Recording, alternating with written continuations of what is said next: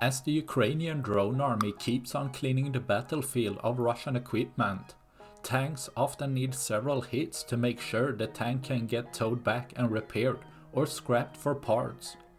As a Russian T-80BV tank had been damaged and left on the battlefield, a Ukrainian FPV drone homed in to finish the job, most likely hitting the top of the turret, penetrating into the ammunition, causing the tank to blow up in a massive explosion, tossing the turret up, almost hitting the drone watching over.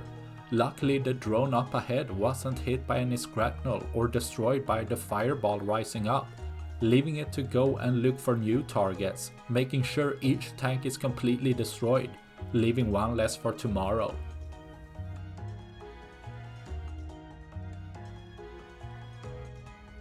That's all I had for this video. Please like and subscribe for more. Thanks for watching. Bye.